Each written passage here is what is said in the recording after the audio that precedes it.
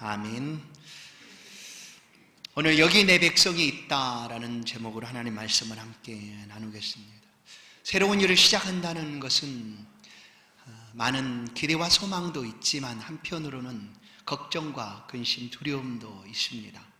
그러나 우리가 시작하게 된 2021년 하나님이 세상의 빛으로 또 축복의 통로로 우리를 사용하여 주실 줄을 분명히 믿습니다. 지난 한 주간 우리는 하나님 앞에서 특별 새벽 기도의 시간들을 가졌습니다. 물론 비대면으로 드려진 기도회라 현장에서 많은 사람을 만날 수는 없었지만 그래도 하나님의 큰 은혜가 있었음을 고백합니다. 올려진 모든 내용들은 우리 홈페이지에 올려져 있습니다. 참고하시고 올 한 해가 정말 하나님 앞에서 우리의 믿음과 신앙이 다시 한번 새로워지고 하나님을 기쁘시게 하는 그런 복된 한 해 되기를 간절히 소원합니다. 기대로 소망으로 시작된 복된 새해 다시 한번 감사하고 축복합니다. 우리 가족들과 옆에 계신 분들과 함께 인사하십시다. 당신은 축복의 통로입니다. 이렇게 인사합시다. 네, 아멘. 여러분은 축복의 통로입니다. 오늘 여기 내 백성이 있다라고 하나님께서 말씀을 하십니다. 바울 사도는 아가야 지역에서 복음을 전했습니다. 데살로니가 그리고 베레아, 아덴, 특별히 아덴에서는 복음을 전하다가 많은 사람들, 당시에 유명한 철학자들과 변론하며 예수 복음을 전합니다. 보이지 않는 신들에게 하는 그런 제단을 보고 바울은 그 신이 바로 우리 하나님이시다라고 그들에게 변론하여 전합니다. 그러나 그 아덴에서는 많은 사람들이 예수를 받아들이지를 않았습니다. 거기서 아덴에서 여전히 바울과 실라가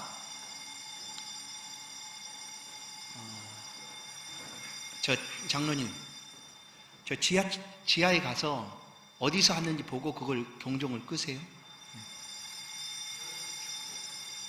오작동이겠죠? 네, 그렇게 생각합니다. 이게 자꾸 이렇게 무뎌지면 안 되는데 사실 소리가 나면 즉시 이렇게 피난처로 대피를 해야 됩니다. 이거 그런 오작동일 걸 믿고 계속 진행하겠습니다. 네, 아가야 지역에서 바울은 마게도냐에서 이제 디모데와 실라가 오기를 기다렸습니다. 아덴에서. 그러다가 그 아덴에서 이제 고린도로 옮기게 됩니다. 아직 그들을 만나지 못했죠. 고린도로 옮겨간 이 바울은 그곳에서도 역시 복음을 전하게 됩니다. 그런데 이 고린도에서 아주 특별한 한 가정을 만나게 됩니다. 이 사람들은 본래 로마 본토 이탈리아에서 살고 있던 사람들이었는데 글라디오 황제가 명령을 내렸습니다. 명한 거죠. 로마에 살고 있는 모든 유대인들은 떠나라. 그래서 로마에 살고 있던 유대인이었던 이 부부는 어쩔 수 없어서 이 고린도로 피신을 하게 떠나게 됩니다. 그래서 이제 고린도에 와서 자기의 직업이 천막을 만드는 일이었기 때문에 고린도에서 천막을 만드는 일로 생업을 삼아서 살고 있었습니다. 그 소식을 바울이 이제 듣게 됩니다. 그래서 바울이 직접 찾아가서 이 부부를 만나게 되었는데 이 부부가 바로 아굴라, 브리스길라 부부였습니다. 그런데 바울은 이 부부를 만나는 것이 얼마나 큰 은혜였는가를 성경을 통해 여러 곳에서 이렇게 표현을 합니다. 첫 번째, 이 부부는 하나님 미래 아주 좋은 동역자였다라는 사실을 고백합니다. 물론 바울도 이 부부의 업이 같았기 때문에 천막 만드는 일을 하면서 이 부부와 고린도에서 함께 지내게 됩니다. 그것뿐만 아니라 하나님의 복음을 전하는 일에도 아름다운 동역을 하게 되었다라는 것이죠. 로마서 16장 3절을 보시면 너희는 그리스도 예수 안에서 나의 동역자들인 브리스가와 아굴라에게 문안하라. 이 로마서 16장은 아주 굉장히 중요한 장으로 알려져 있습니다. 이 16장에 바울 사도가 그 사역을 함께 하면서 이제 동역자로 또 여러 가지로 돕고 했던 그 사람들의 이름들을 기록하고 있는 그야말로 면류관 같은 그런 이름들이 기록된 장이 바로 로마서 16장입니다. 그곳에서 바울은 이 부부를 나의 동역자들이었다라고 이렇게 소개를 합니다. 뿐만 아니라 고린도 교회에 서신을 보낼 때 고린도 성도들을 향하여서도 이렇게 말합니다. 고린도전서 16장 18절 이하입니다. 그들이 나와 너희 마음을 시원하게 하였으니 그러므로 너희는 이런 사람들을 알아주라. 아시아 교회들이 너희에게 무난하고 아굴라와 브리스가와 그 집에 있는 모든 교회가 주 안에서 너희에게 간절히 무난하고 모든 형제도 너희에게 무난하니 너희는 거룩하게 입맞춤으로 서로 무난하라. 고린도 교회를 향하여 보낸 서신 가운데 이 아굴라 브리스가를 소개합니다. 그리고 너희의 마음을 시원하게 했다. 그리고 결국 이 부부의 집에서 교회가 생겼다라는 사실을 알게 됩니다. 그리고 믿음의 아들인 디모데를 향하여서도 디모데후서 4장 19절 브리스가와 아글라와 및 오네시보로의 집에 무난하라 라고 이 동역자 부부에 대한 감사함과 고마움을 표현하고 있습니다. 여러분, 우리 모두가 주의 일을 위하여 부름을 받고 있지만 한 사람만이 그 일을 감당할 수 있는 것은 결코 아닙니다. 하나님께서는 여러 사람들을 동역하여 하나님 일을 감당할 수 있도록 부르시고 있다라는 사실을 알 수가 있습니다. 그래서 고린도에 갔던 바울은 아덴에서 했던 것보다 아주 힘을 얻습니다. 왜냐하면 동역했던 그 부부도 만났고요. 그리고 또 기다렸던 그 디모데와 실라도 고린도로 오게 됩니다. 그래서 고린도에서의 바울 사역은 아주 힘을 얻게 됩니다. 얼마나 힘이 있었는가 5절을 보시면 하나님의 말씀에 붙잡혀 유대인에게 가서 예수는 그리스도라 밝히 증언했다.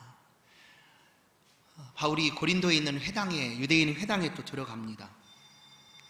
그러나 그 회당에서 이 바울은 하나님의 말씀에 붙잡혔다라고 얘기합니다. 하나님의 말씀에 사로잡혀서 비방하고 그리고 반대하고 있는 유대인들을 향하여 예수는 그리스도다라고 증거하고 있는 거죠.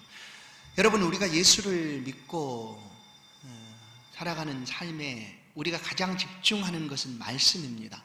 그래서 성경은 술 취하지 말라고 말하죠. 왜냐하면 세상에 술 취해 살아가는 사람도 있기 때문입니다. 그러나 술 취하지 않고 우리는 하나님의 말씀에 취하여 살아갑니다. 하나님의 말씀에 사로잡혀 살아가는 거죠. 바울이 그렇게 하나님의 말씀에 사로잡혀서 회당에서 전하고 있는 주제가 뭐냐면 딱 한 가지였습니다. 예수는 그리스도다. 오늘 우리는 이것이 너무나 쉽죠. 예수가 그리스도라는 사실을 모르는 사람이 없습니다. 그러나 그 시대에는 특히 유대인들에게 예수가 그리스도냐? 전혀 아니었습니다. 예수는 하나님을 모독하다 망령되이 하나님의 이름을 부르다가 십자가에 못 박혀 죽은 죄인에 불과했습니다. 죄인이었습니다. 그리고 그들은 여전히 기다렸던 메시아가 누구였는가 하면 아직 오지 않은 메시아를 그들은 기다렸습니다. 그런데 바울과 또 예수 제자들은 그들이 십자가에 죽인 그 예수가 유대인들이 지금껏 기다리는 메시아라고 얘기하는 거예요. 그래, 기가 막힐 노릇 아닙니까? 그래서 어떻게 해서든지 저들을 붙잡아 옥에 가두고 그 이야기를 못하도록 하는 것이 유대인들의 방법이었습니다.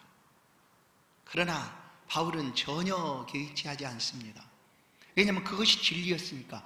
예수 그리스도는 십자가에 못 박혀 죽으셨지만 구약의 수많은 말씀들을 통하여 우리를 구원하실 메시아가 오시겠는데 그분이 바로 이 예수다라고 말씀을 통하여 가르치고 증거했다라는 사실입니다. 바울은 말씀에 붙잡혀서 이런 열정을 가지고 전하지만 유대인들은 그런 바울을 가만두지 않았습니다. 때로는 비방하고 핍박하고 또 때로는 돌을 들어 치기도 하고 결사들을 조직하여 그를 죽이려고까지 했습니다. 물론 고린도에서도 마찬가지였습니다. 그래서 바울이 회당에서 복음을 이렇게 전하고 있는데 유대인들의 극심한 반대 때문에 회당에서 이제 나올 수밖에 없었습니다. 그리고 어디로 갔는가 하면 디도 유스도라는 집으로 가게 됩니다. 그런데 마침 이 유스도의 집이 회당 바로 옆에 있었다라는 거예요. 그래서 그곳에서도 유소도의 집에 가서도 예수는 그리스도다라고 이렇게 복음을 전합니다. 그런데 이 일로 인하여 바로 옆에 있는 회당장 그리스도바가 예수를 믿습니다. 회당에 들어가서 복음도 못 전하고 있는데 오히려 회당 밖에서 전하고 있는 그 이야기를 이 회당장도 듣고 예수를 믿게 되었다라는 것이죠. 그리고 또한 수많은 고린도 사람들도 예수를 믿고 세례를 받았더라. 8절의 말씀입니다. 또 회당장 그리스도가 온 제반과 더불어 주를 믿으며 수많은 고린도 사람도 듣고 믿어 세례를 받더라. 이제 이 8절 이후에 바울 사도의 사역 가운데 이어지고 있는 내용이 뭔가 하면 다른 부분에서는 그 자리를 떠나 다른 곳으로 갔더라. 이것이 이제 이어지게 됩니다. 데살로니가서에서 바울은 3주 동안 머물렀습니다. 겨우 3주였죠. 그 3주 머무르는 동안도 유대인들의 핍박과 반대가 너무나 심했기 때문에 3주 가르치고 부득불 베레아로 피하게 됩니다. 베레아로. 그리고 베레아에서도 오래 머물진 않았습니다. 그리고 아덴으로 왔죠. 아덴에서 고린도로 옮겼습니다. 바울 사도는 부름받은 삶이 복음 전하는 삶이었기 때문에 한 곳에 정착해서 오래 머물러 있을 수가 없었습니다. 그래서 끊임없이 옮겨 다니고 또한 어려움과 박해가 있으면 자연스럽게 피해서 다른 지역으로 가서 복음을 전하게 된 것이었습니다. 그런데 오늘 고린도에서는 바울이 옮기지를 않습니다. 그런데 바울 사역 중에 가장 오래 머물렀던 장소가 어딘가 하면 고린도였습니다. 1년 6개월이었어요. 1년 6개월 동안 고린도에서 바울이 머물러 있었다라는 거예요. 그렇게 머물러 있으면서 고린도 교회를 세우고 또 고린도 성도들을 향하여 하나님의 말씀을 전했습니다. 이 고린도는 바울 한 사람을 인하여 아주 복을 받는 그런 도시가 됩니다. 그런데 왜 바울은 고린도에 이토록 오래 머물렀을까? 이 고린도에 있는 유대인들의 극심한 반대가 없었는가? 아니었습니다. 오죽하면 바울이 이렇게 표현하지 않습니까? 6절을 보시면 비방하기를 바울이 옷을 털며 이르되 너희의 피가 너희 머리로 돌아갈 것이요 나는 깨끗하니라. 이후에는 이방인에게로 가리라 하고 그냥 그 자리를 떠납니다. 회당을 떠났어요. 그렇지만 회당을 떠나서 아까 말씀드린 대로 디도 유스도의 집에서 예전 루디아 집에서 이 복음을 전했던 것처럼 그렇게 한 것이죠. 그리고 이제 떠날 때가 되었는데 떠나질 않습니다. 이유는 이것이었죠. 9절 10절을 보시면 밤에 주께서 환상 가운데 바울에게 말씀하시되 두려워하지 말며 침묵하지 말고 말하라. 내가 너와 함께 있으며 어떤 사람도 너를 대적하여 해롭게 할 자가 없을 것이니 이는 이 성 중에 내 백성이 많음이라 하시니라. 바울이 하나님의 음성을 듣습니다.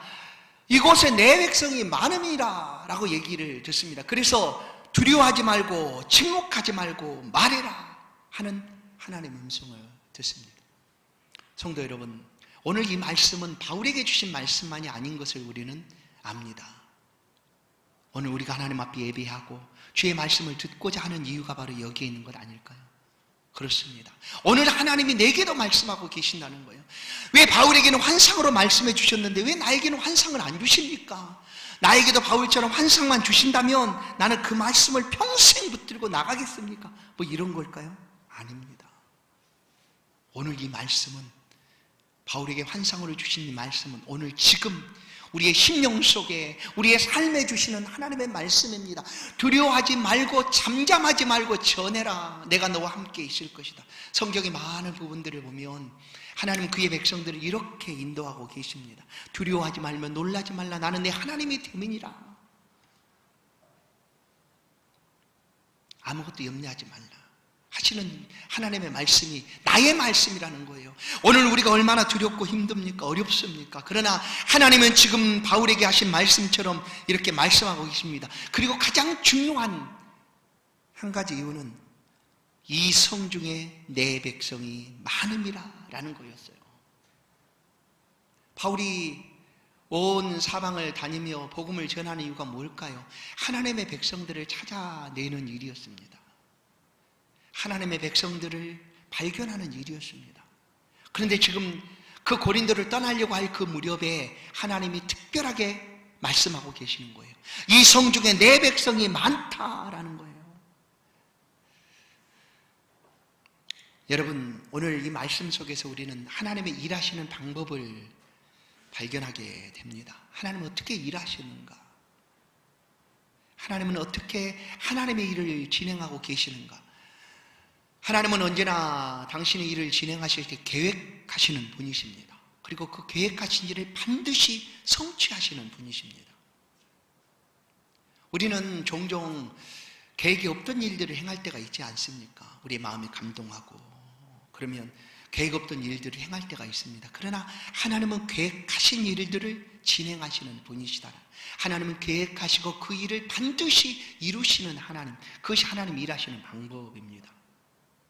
오늘 말씀을 함께 보겠습니다. 로마서 8장 29절 30절 말씀입니다. 우리 가정에서도 우리 자녀들과 함께 이 목소리, 이 말씀을 함께 합독을 한번 하겠습니다. 같이 합독하겠습니다. 같이 읽습니다. 시작. 하나님이 미리 아신 자들을 또한 그 아들의 형상을 본받게 하기 위하여 미리 정하셨으니 이는 그로 많은 형제 중에서 맏아들이 되게 하려 하심이니라. 또 미리 정하신 그들을 또한 부르시고 부르신 그들을 또한 의롭다 하시고 의롭다 하신 그들을 또한 영화롭게 하셨느니라. 아멘. 여러분, 하나님이 일하시는 방법을 이제 오늘 우리의 표현으로 보면 뭐냐면 예정입니다. 예정. 하나님이 예정하셨다라는 거예요. 오늘 즉시 즉흥적으로 하나님이 무언가를 행하시는 그런 분이 아니라는 거예요. 아주 오래전부터 예정하시고 그 예정하신 일들을 진행하시고 완성하시는 분이시다라는 거예요. 그래서 우리가 예수를 믿고 이제 예수를 믿고 하나님 앞에 자녀가 된 것은 내가 오늘 예수를 믿어서 자녀가 되었다라기보다 이미 하나님 우리를 창세 전에 택정하시고 나를 지금 부르셨다라고 우리가 믿는 것이죠. 그래서 이 예정이라는 것이 이제 각 교파마다 좀 다를 수 있습니다. 우리는 속한 교파가 대한예수교 장로회입니다. 장로회에서 이 예정을 믿습니다. 이 장로회를 가리켜서 예정론을 믿는 사람 이렇게 표현하기도 합니다. 우리는 그렇게 믿어요. 그러면 감리교 뭐 다른 교단들도 있지 않습니까? 그러니까 이 장로교처럼 그 예정론을 100% 이렇게 믿지를 않습니다. 인간의 선택, 인간의 어떤 영향도 필요하다. 그러나 우리는 하나님의 전적인 주권을 믿는 것, 그것이 바로 예정이죠. 그런데 사람들이 밖에서 볼 때 이 장로교인들을 아주 이상한 사람 취급할 때가 있습니다. 야, 너는 예정 믿는구나 하면서 그 예정론을 어떻게 장로교인들이 생각하고 있는가 하면 숙명론처럼 생각합니다. 뭐 내가 할 필요 뭐 있어. 하나님이 다 예정하셨다는데 하나님께서 알아서 해주시겠지. 내가 뭐 이거를 오른손으로 들었을지 왼손으로 들었을지 그거 내가 알 바 무슨 상관이 있어. 내가 어떻게 하든지 하나님이 예정한 대로 될 것이니까 하면서 자기 책임을 내려놓고 나는 아무것도 안 해도 된다라고 여기는 사람이 있다는 거예요. 그래서 예정을 믿는 것이 아니죠. 그래서 숙명을 믿는 거예요. 숙명. 그러나 우리가 믿는 것은 예정이라는 거예요. 예정이라는 것은 잘 보시면 뭐냐면 하나님은 계획하시고 그 계획하신 일을 반드시 성취하신다라는 게 예정입니다. 그래서 예정을 믿는 우리가 오해하지 말아야 될 것이 있습니다. 하나님께서 예정하셨다면 내가 왜 필요하지? 내가 전혀 필요하지 않을 텐데 하나님이 알아서 혼자 하시면 되는 거 아니냐 하고 예정을 믿는다고 하면서 아무것도 안 한다는 거죠. 그래도 하나님이 알아서 하니까 그것이 예정이 아니라는 거예요. 그리고 또 내가 거절해도 하나님이 어떻게 하실까? 하나님의 예정은 어떻게 될까? 내가 거절하면 또 내 삶은 하나님의 예정하시는가 아니면 내 선택인가 하는 그런 생각들을 우리가 가질 때가 있습니다. 여러분, 하나님 우리를 가장 귀하게 만드셨어요. 그 가장 귀하게 만드셨다는 것 중에 하나는 뭐냐면 우리를 꼭두각시 로봇으로 만들지 않았다는 것 아니겠습니까? 그래서 하나님에게는 자유의지가 있습니다. 이 자유의지를 가지고 얼마든지 거절할 수도 있고 반대할 수도 있습니다. 그러나 하나님의 예정은 뭐냐면 그런 반대와 거절이 있어도 반드시 하나님이 예정하신 그 일을 반드시 이루신다라는 거예요. 그게 예정입니다. 예정. 보십시오. 그 예정의 삶을 잘 보여주고 하나님 예정하심을 삶으로 잘 보여주고 있는 한 인물이 성경에 있습니다. 물론 여러 사람들이 이렇게 보여주고 있지만 적절한 예가 될 수 있는 인물이 누군가 하면 창세기 야곱입니다. 족장 야곱입니다. 이 야곱은 둘째 아들로 태어납니다. 근데 당시에 이 장자권이 있던 그때에 둘째 아들은 사실 별 의미가 없는 거죠. 모든 특권과 권한이 장자에게만 주어지던 그때. 그 야곱은 뭐 하루 이틀, 아니 그 정도는 안 되겠죠. 몇십 분 지나서 태어난 것도 아니고 발꿈치 잡고 나오지 않았습니까? 그래 이 야곱이 얼마나 태어나 보니까 자기 둘째인 거예요. 그럼 억울하지 않겠어요? 그러니까 어떻게 해서든지 이 장자가 좀 그 권한을 나도 가지고 싶다 해서 한 일이 뭡니까? 팥죽을 가지고 형에게 장자권을 사기도 하고요. 어머니 리브가와 아버지에게 장자의 축복을 다 속여서 받은 거죠, 사실은. 그러다가 형 예서가 알게 되어서 죽게 될까 싶어서 도망칩니다. 외삼촌 라반의 집으로 도망가서 20년 동안 살았는데 그 20년의 삶에서 이 야곱이 어떤 사람이 됐는가 하면 굉장히 부자가 됩니다. 아주 부자가 돼요. 야곱은 굉장히 열정 있는 사람이었고 어떻게 보면 지혜롭다고 해야 되는가? 자기의 일에 있어서 너무나 지혜로운 사람이었죠. 그래서 아주 부자가 됩니다. 부인도 4명이나 됐고요. 자녀도 13명이나 되지 않습니까? 얼마나 좋겠습니까? 물론 꼭 좋다는 표현은 아닐 수 있어요. 부인이 4명이면 얼마나 힘들겠습니까, 사실. 저는 잘 그 사실을 모르죠. 저는 혼자 한 부인과 살고 있으니까 알 수가 없어요, 물론. 그런데 이런 거부가 된 야곱이 어떻게 하는가 하면 형 예서가 온다는 이야기를 듣고 야복 나루에서 모든 것을 다 내려놓습니다. 가족도, 아내도, 자녀들도, 그가 20년 동안 벌었던 모든 부도 다 내려놓습니다. 그리고 오직 혼자, 그 야복 나루 혼자 하나님과 만납니다. 뭐가 중요한지. 하나님과 함께 만나서 하나님과 씨름하듯 하나님 앞에 구하고 있는 야곱의 모습을 우리는 보게 됩니다. 그런데 본래 사실은 야곱이 그렇게 해서 하나님을 만났지만 그 이전부터 이미 하나님은 야곱을 택했다는 거예요. 볼까요? 말라기서 1장 2절 봅니다. 말라기서 1장 2절을 보시면 여호와께서 이르시되 내가 너희를 사랑하였노라 하나 너희는 이르기를 주께서 어떻게 우리를 사랑하였나이까 하는도다. 나 여호와가 말하노라 에서는 야곱이 형이 아니냐 그러나 내가 야곱을 사랑하였고. 하나님은 그렇게 말씀하는 거예요. 누구에게? 이스라엘에게. 이스라엘은 야곱의 자녀들을 통하여 이렇게 12지파가 생성된 그런 민족 아닙니까? 그런데 하나님이 야곱을 처음부터 사랑했다는 거예요. 야곱을. 에서가 아니라 야곱을 사랑했다는 거예요. 근데 그 사실을 물론 리브가가 복중의 아이를 잉태할 때 하나님이 알려주셨죠. 그가 첫째가 누구인지. 그러나 나온 야곱은 알지를 못했어요, 그거를.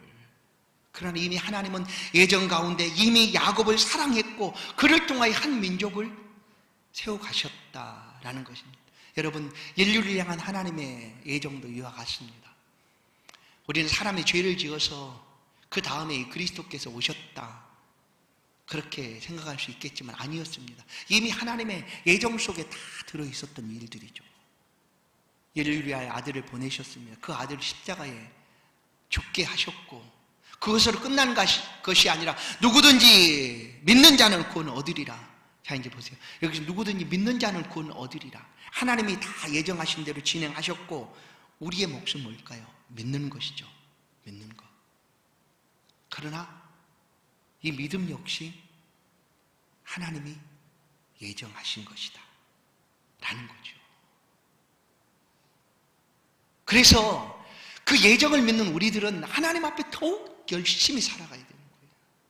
순간순간을 최선을 다하여 하나님께서 이루실 그 예정하신 그 일들을 이루어 가시기 위하여 우리가 최선을 다하여 살아가야 된다는 거예요. 보십시오. 이제 고린도에 하나님이 바울을 머물게 하고 바울에게 말합니다. 이 성 중에 내 백성이 많다라고 했을 때 바울이 그 말을 듣지 않고 떠나버렸다면 어떻게 됐을까요? 그럼 고린도의 하나님의 백성들은 어떻게 됐을까요? 어떻게 됐을까요? 걱정 없습니다. 여전히 그 하나님의 백성들 구원을 얻게 되겠죠. 그러나 바울이 아니고 다른 사람을 통해서, 여러분, 하나님께서 우리에게 말씀하실 때는 하나님이 우리를 위하여 하시는 말씀이에요. 바울이 그 자리를 떠났다고 하면 그곳에서 얻을 수 있는 영광은 바울의 것은 아닐 수 있습니다. 하나님 지금 내게 말씀하신다라는 것은 나를 위하여, 나의 영광을 위하여 하나님이 하시는 말씀인 거예요. 요나를 향하여 하나님께서 말씀합니다. 너는 니느웨로 가라 라고 하나님이 말씀하지만 요나는 싫다고 거절하죠. 왜냐하면 니느웨는 원수의 나라였습니다. 그래서 원수가 무너지는 것이 더 좋지, 그 나라가 부흥하고 팽창하는 거, 성장하는 거 좋아할 리가 없었습니다. 그래서 요나가 안 됩니다 하고 떠납니다. 다시스로 도망가고, 그러나 하나님은 도망가는 길에 배도 준비하고 큰 물고기 준비해서 다시금 돌려놓습니다. 그리고 요나가 니느웨에 가서 외칩니다.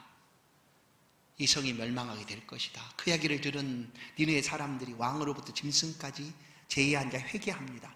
그러자 하나님께서는 그들을 건져내시는 거죠.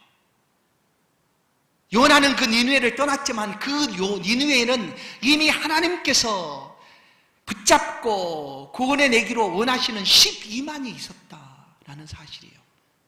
그러나 요나가 떠나도 하나님은 그를 돌이켜서 그 자리에 있게 하시는 하나님입니다. 무엇 때문에? 그것은 우리를 위한 하나님의 일하심입니다. 하나님이 오늘 바울을 고린도에서 사용하시듯 하나님은 우리를 동역자로 지금 부르시고 있는 거예요. 동역자로. 하나님의 일의 동역자로. 감히 우리가 어떻게 하나님의 일을 할 수가 있는가라고 우리가 생각할 수 있습니다. 그러나 하나님은 지금 우리를 그렇게 부르시고 있는 거예요. 하나님의 일의 동역자로. 얼마나 감사합니까? 우리는 죄인이었고 피조물이었고 쓸모없는 존재였던 우리들을 하나님이 그 하나님의 일을 위한 동역자로 우리를 부르시고 있다는 거예요. 그래서 고린도전서 3장 9절은 우리는 하나님의 동역자들이요 너희는 하나님의 밭이요 하나님의 집이니라 라고 표현하고 있는 겁니다. 우리는 하나님의 동역자입니다. 하나님이 그 일을 위하여 우리를 사용하시고 있습니다. 하나님이 일하실 때 언제나 당신의 백성들을 사용하고 있다라는 사실을 우리는 기억해야 합니다. 하나님 바울을 그렇게 사용하셔서 바울도 이 성 중에 내 백성이 많다라는 이야기를 듣고 하나님의 일에 함께 동역을 하게 되었고, 마침내 그 고린도의 교회가 세워지고 수많은 사람이 하나님의 백성으로 돌아오게 되었다라는 사실입니다. 성도 여러분, 누가 바울입니까? 누가 하나님의 동역자입니까? 우리가 아닙니까? 이 말씀을 듣고 있는 우리에게 하나님이 말씀하고 계시지 않습니까? 두려워하지 말고 잠잠하고 말하라. 내가 너와 함께 할 것이다. 이 성 중에, 아니 여기에 우리가 살아가고 있는 삶의 자리에 내 백성이 많다라고 지금 하나님이 말씀하고 계십니다. 우리 이 한 해 세상의 빛, 축복의 통로로 살고자 시작을 했습니다. 우리가 있는 곳에 빛이 비춰나게 될 것이고 하나님의 백성들이 주께 돌아오게 될 것입니다. 뿐만 아니라 우리 교회를 세우신 이 공릉지역 이 자리에 하나님의 백성들이 많음을 우리는 분명히 믿습니다. 그 최소한의 수가 500세대입니다. 우리에게 맡겨주신 그 최소한의 수 500세대. 우리는 그래서 더 기도합니다. 하나님 앞에 간절히 구합니다. 하나님, 부족한 우리라도 하나님의 동역자로 쓰임받기를 원합니다. 우리도 입술을 열어 잠잠하지 않고 외치기를 원합니다. 성도 여러분, 하나님 우리 가운데 너무나 많은 것들을 주셨어요. 선한 능력도 주셨고 선한 성품도 주셨고 많은 능력도 우리 가운데 주셨어요. 그런데 우리는 지금껏 그것을 꼭 가지고만 감추고만 닫아두고만 있는 건 아닙니까? 여러분, 지금까지 우리가 예수를 믿었어도 나를 위한 예수를 믿는 것은 혹시 아니었습니까? 하나님에게 축복해 주십시오, 내 삶을 하나님 축복해 주십시오라고 하나님 앞에 우리 신앙과 믿음을 그렇게만 고백한 것은 아닙니까? 그러나 지금 하나님은 우리를 위하여 하나님께서 우리를 찾고 계시는 거예요. 나는 너를 동역자로 부르고 있다. 하나님 우리를 위하여 말씀하시고 우리의 영광을 위하여 하나님이 지금 말씀하고 계시는 것입니다. 사랑하는 성도 여러분, 이 말씀을 나의 말씀으로 들으십시오. 여기에 내 백성이 많이 있다. 이곳에 내가 딛고 살아가는 삶의 자리에, 걷는 모든 삶의 자리에 내 백성이 많이 있다라고 지금 하나님 말씀합니다. 사랑하는 성도 여러분, 마음껏 이 지역을 다니십시다. 그리고 우리 안에 있는 선한 그리스도의 성품, 하나님의 아름다운 성품들을 마음껏 보여주십시다. 그러면 어느 순간 하나님께서 우리를 통하여 찾아내시지 않겠습니까? 그리고 그 영광을 우리에게 주시지 않겠습니까? 사랑하는 성도 여러분, 하나님 예정하신 모든 사람들은 돌아오게 되어 있습니다. 그 일에 아름답게 동역하며 하나님의 일에 쓰임받는 우리 모두가 되기를 간절히 소원합니다. 사도행전 13장 48절 말씀입니다. 이방인들이 듣고 기뻐하여 하나님의 말씀을 찬송하며 영생을 주시기로 작정된 자는 다 믿더라. 아멘. 이 말씀처럼 이 한 해 우리를 통하여 이 지역의 수많은 영혼들을 이렇게 건져 주실 줄로 믿습니다. 하나님의 동역자가 됩시다. 하나님의 일하는 일에 쓰임받는 저와 여러분 되기를 간절히 소원합니다. 하나님 감사합니다. 부족하지만 우리를 받아 주옵소서. 말씀에 순종합니다. 내게도 이 말씀에 사로잡혀 살아갈 수 있는 은혜를, 믿음을 허락하여 주옵소서. 우리를 보내시는 장소마다 그곳에 하나님의 백성이 있다라고 말씀하시는 주님, 우리의 눈을 열어주시고 우리의 삶을 보여주시고 드러내게 하셔서 하나님의 백성들을 만나게 하시고 찾아낼 수 있도록 우리를 써주시기를 원합니다. 하나님이 한 해 동안 우리 임마누엘 교회를 통하여 이 공동적인 수많은 영혼들을 찾아낼 수 있도록 주의 복음으로 인도할 수 있도록 사용하여 주옵소서. 예수 그리스도의 이름으로 기도하옵나이다. 아멘. 찬송 400